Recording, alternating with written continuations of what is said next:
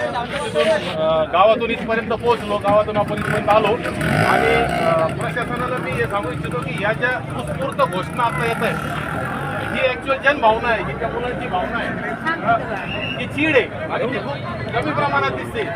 ही चीड त्यांनी छोट्याशा काहीतरी तापात घोषणा देऊन ती चीड दाखवलेली आहे, पण ॲक्च्युअल ही चीड खूप मोठी आहे आणि ह्या भावना ज्या आज या माध्यमातून व्यक्त होत आहेत तर त्या भावना राज्य सरकारपर्यंत आणि केंद्र सरकारपर्यंत पोहोचवणं ही आपली जबाबदारी आहे. आज जो काही प्रकार दिल्लीमध्ये घडला तो प्रकार अतिशय अतिशय निंदनीय आहे. त्यातल्या त्यात छोट्या छोट्या मुलींवर 10-12 वर्षांच्या मुलींवर म्हणजे हे छोटे छोटे मुलं दिसतात अशा मुलांना सुद्धा मारहाण केलेली आहे. मुलींचे कपडे फाडले, त्यांच्या डोक्यात मारहाण केलेली आहे. एक मुलगी अंत्यवस्थितीत पडलेली आहे. अशी बातमी येते की ती आता आपल्यात नाही आहे, परंतु ती किती खरी खोटी माहीत नाही. सोशल मीडियाच्या माध्यमातून ती बातमी येते की ती मुलगी नाही आहे. आणि जर असं काही झालं असेल तर हा देश पेटल्याशिवाय राहणार नाही.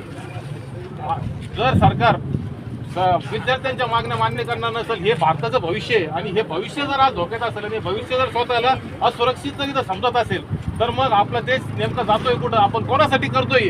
म्हणजे प्रत्येक बाप काम करतो, रोजीरोटी करतो, 2 पैसे कमवतो, कशासाठी कमवतो तर त्या लेकराबाळाच्या भविष्यासाठी कमवतो.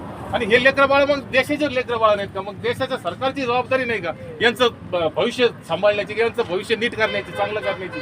तर यांच्यासाठी हे जे आंदोलन चालू आहे आता हे खूप प्रातिनिधिक स्वरूपात आज ही सुरुवात झालेली.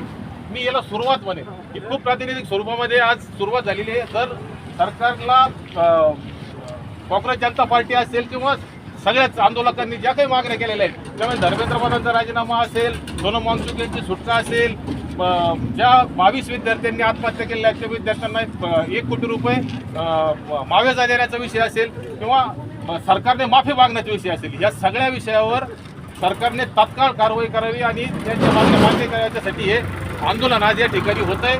आपण प्रशासनाच्या वतीनं मला वाटतं तहसीलदार साहेब आहेत, 2 जणांनी 3 जणांनी प्रातिनिधिक स्वरूपामध्ये त्यांना निवेदन द्यावं. ज्यांच्या सह्या राहिल्या असतील त्यांनी सह्या नंतर करा, आपण फक्त त्यांना एक फोटो काढून घेऊ निवेदनाचा देतानाचा. आणि